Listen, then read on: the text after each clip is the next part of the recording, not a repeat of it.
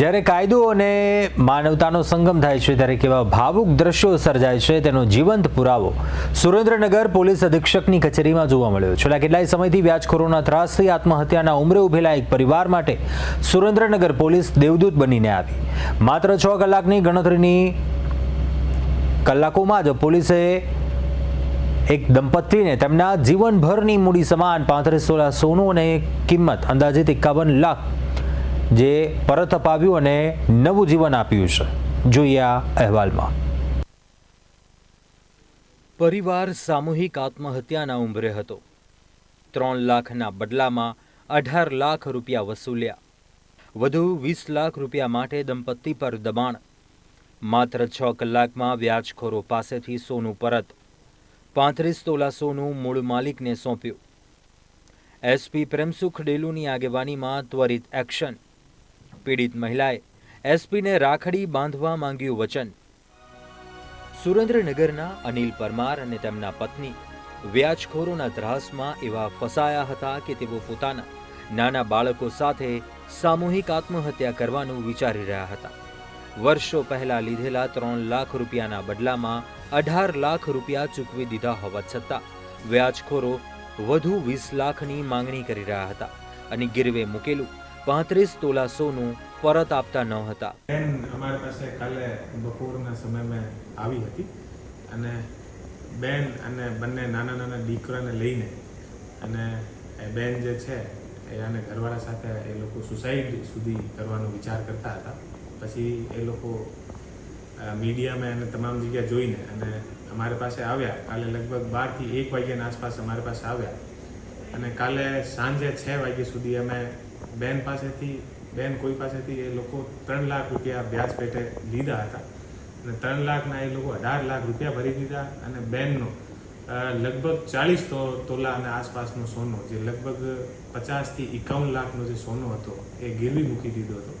તો એ લોકો સોનો લઈને ભાગી ગયા. બેનનો સોનો પરત નથી આપતા અને બેન પાસેથી 51 લાખ રૂપિયા એ લોકો 18 લાખ રૂપિયા એ લોકો લઈ લીધા અને અત્યારે હેરાન કરીને અને બધો સોનો પચાવવા માંગતા હતા અને બીજા 15 થી 20 લાખ રૂપિયા એ લોકો માંગતા હતા. જ્યારે એસપી પ્રેમસુખ ડેલુએ દાગીના ભરેલી થેલી મહિલાના હાથમાં મૂકી ત્યારે તે મહિલા પોતાના આંસુ રોકી ન શકી.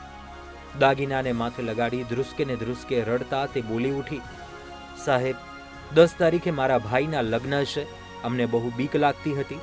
છેલ્લા 3 વર્ષથી અમે નરક જેવું જીવન જીવતા હતા. આટલું બોલતા જ તેની આંખોમાં હરખના આંસુ હતા. ભાવુક થયેલી બહેને જ્યારે એસપીને પૂછ્યું, સાહેબ હું તમને રક્ષાબંધન પર રાખડી બાંધવા આવી શકું? ત્યારે એસપી પ્રેમસુખ ડેલુએ પણ અત્યંત વિનમ્રતાથી ચોક્કસ આવજો કહી ભાઈ તરીકેની ફરજ અને ખાખીની ગરિમા બંને જાળવી હતી. આ દ્રશ્ય જોઈ ત્યાં હાજર તમામ પોલીસ કર્મીઓ અને નાગરિકોની આંખો ભીની થઈ ગઈ હતી.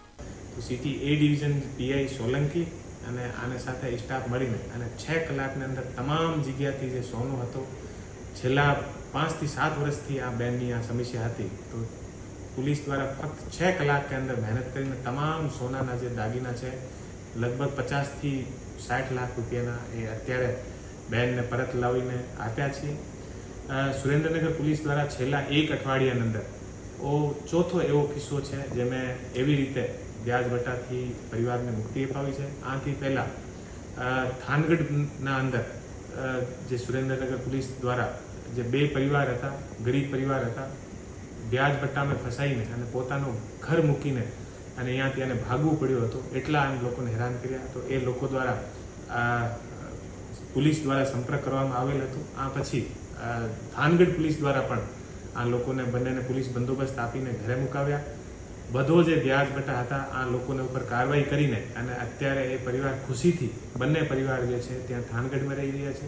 ત્રીજો જે કિસ્સો છે, અત્યારે એક વિકલાંગ એક દિવ્યાંગ જે દંપતી હતા એ અમારી પાસે આવ્યા. અમને એવી સૂચના મળી કે એવા 2 દિવ્યાંગ દંપતી આવ્યા છે. એ પોતાનો ઘર ફેરી કરીને ગુજરાન ચલાવતા હતા. આનો મકાન વ્યાજ બટાની અંદર એક માણસ પચાવવા માંગતો હતો.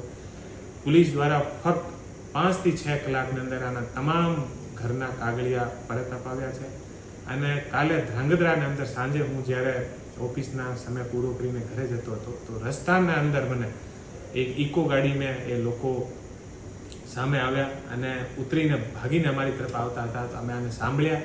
પછી 10,000 રૂપિયાના વ્યાજના ચક્કરમાં આ માણસના સ્કૂટર અને બધું એ લોકો દ્વારા લઈ લેવામાં આવ્યો હતો. તો તુરંત અમે એસડીપીઓ ધ્રાંગધ્રાને કહીને અને ફક્ત 5 થી 7 કલાકની અંદર આનો સ્કૂટર પરત અપાવ્યો.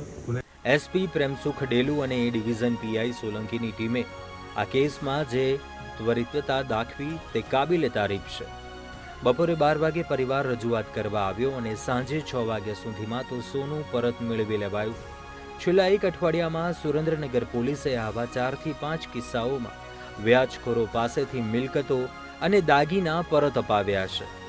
આ ઉપરાંત થાનગઢના પરિવારોને સુરક્ષા સાથે ઘરે પરત લાવવા, દિવ્યાંગ દંપતીનું મકાન બચાવવું અને ધાંગધ્રામાં મજૂરનું સ્કૂટર પરત અપાવવું, આ બધી ઘટનાઓ પોલીસ પ્રત્યેનો જનવિશ્વાસ મજબૂત કરે છે. છેલ્લા એક અઠવાડિયામાં 4 થી 5 એવા બનાવો જે છે એ સુરેન્દ્રનગર પોલીસ દ્વારા ત્વરિત કાર્યવાહી કરીને ફક્ત 5-6 કલાકની અંદર આનો ઉકેલ લાવ્યા છીએ. અને હું તમામથી એવી અપીલ કરું છું કે કોઈ પણ રીતે વ્યાજ વટ્ટાની અંદર કોઈ પણ માણસ ફસાયેલો હોય, કોઈ પણ સુરેન્દ્રનગરમાં બીજી રીતે કોઈને હેરાન કરતા હોય, અમારી પાસે આવે અને અમે તુરંત આ માણસને સાંભળીને અને આ ઉપર અમારે ત્યાં ઝડપથી રેસ્પોન્સ મળશે અને તુરંત કાર્યવાહી થશે. જિલ્લા પોલીસ વડા પ્રેમસુખ ડેલુએ સ્પષ્ટ શબ્દોમાં જણાવ્યું હતું કે વ્યાજખોરો સામે અમારું અભિયાન ચાલુ જ રહેશે. કોઈ પણ નાગરિક જો વ્યાજખોરોના ત્રાસથી પરેશાન હોય તો ગભરાયા વગર પોલીસનો સંપર્ક કરે. અમે તમારી સાથે છીએ અને ત્વરિત ન્યાયની ખાતરી આપીએ છીએ. સુરેન્દ્રનગર પોલીસની આ કામગીરીએ સાબિત કરી દીધું છે કે પોલીસ માત્ર ગુનેગારોને સજા આપવા માટે નથી, પરંતુ પીડિતોના આંસુ લૂછવા માટે પણ છે. જે પરિવાર ગઈકાલ સુધી મરવાના વિચારો કરતો હતો તે આજે સુરક્ષિત અનુભવી રહ્યો છે. આ કિસ્સો સમગ્ર રાજ્યની પોલીસ માટે પણ પ્રેરણારૂપ બન્યો છે. બ્યુરો રિપોર્ટ, પ્રદેશ 24 ગુજરાતી.